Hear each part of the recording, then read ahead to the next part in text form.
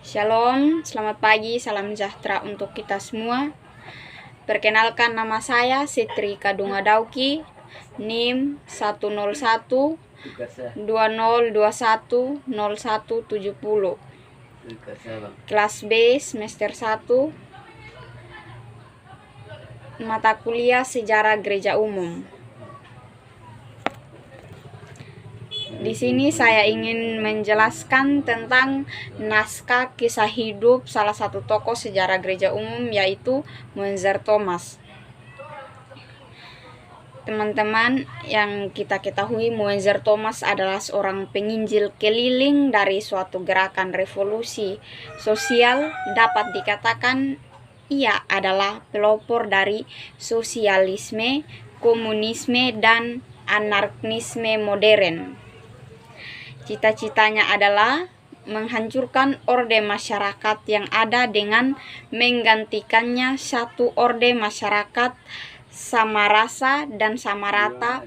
Di dalamnya tidak ada imam, raja, bangsawan, dan milik pribadi. Muenzer Thomas ini dilahirkan di Stolberg, daerah Pegunungan Harz pada tahun 1519. Ia belajar di Leipzig, di Frankfurt pada tahun 1519. Ia menjadi konfesor pada biara wanita di Tungringen.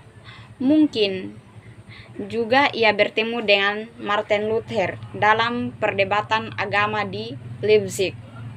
Kemudian Muenzer dipengaruhi oleh Joachim dari Flore dan Johannes Huss sehingga ia menjadi penganut reformasi pada tahun 1520 melalui perantaran Martin Luther. Dia diangkat menjadi pengkhotbah pada salah satu gereja di kota industri Zwickau. Di kota ini Muenzer mulai berkhotbah yang isinya tuntunan pembaruan baik dalam kegiatan keagamaan maupun dalam kehidupan kemasyarakatan. Khotbah-khotbah Muenzer Thomas bersifat menghasut rakyat untuk memberontak sehingga dia diusir dari sana. Kemudian ia berdiam di tengah-tengah golongan kusir. Namun ia diusir lagi dari sana sehingga ia terpaksa harus melarikan diri di luar negeri pada tahun 1521. Pada tahun 1522 ia muncul lagi di Wittenberg. Ternyata sekarang Muenzer Thomas bukan lagi pengikut Martin Luther. Ia telah mengembangkan teologinya sendiri. Pandangan teologi Muenzer dipengaruhi oleh pandangan Eckhart tentang kemiskinan yang diartikannya bukan sebagai kemiskinan rohani melainkan kemiskinan harta dan benda. Hanya orang miskin inilah yang dapat menerima roh terang baunia. Merekalah orang yang berbahagia berkenan kepada Allah.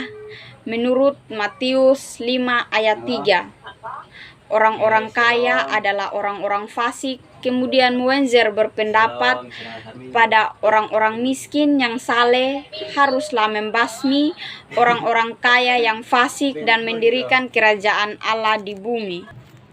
Kemudian Muenzer Thomas menyerang Martin Luther dengan pedas lewat tulisannya. Ia berpendapat bahwa Martin Luther lebih buruk daripada Paus.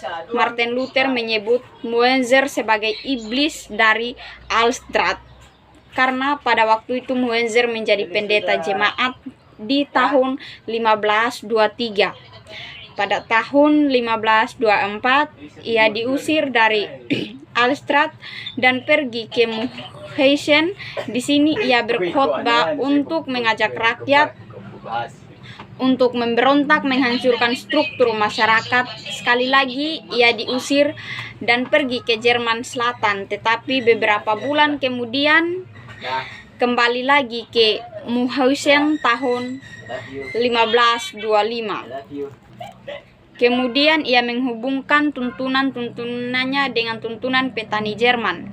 Para petani yang memang ditindas oleh para bangsawan Jerman itu sangat dipengaruhi oleh Muenzer sehingga mereka menjadi sangat fanatik. Mereka mengadakan revolusi, membakar, merampok, dan membunuh di masa-masa Thomas Muenzer menjadi salah satu pemimpin pemberontakan para petani itu. Raja-raja Jerman menindas pemberontakan itu dengan kejam sehingga pemberontakan tersebut berhasil ditimpas pada musim panas di tahun 1525, sehingga kita bisa mengetahui bahwa Muenzer ditangkap dan dibunuh bersama dengan ribuan orang lainnya itu pada tahun 1525.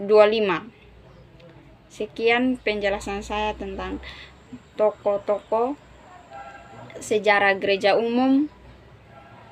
Shalom, Tuhan Yesus memberkati. Terima kasih.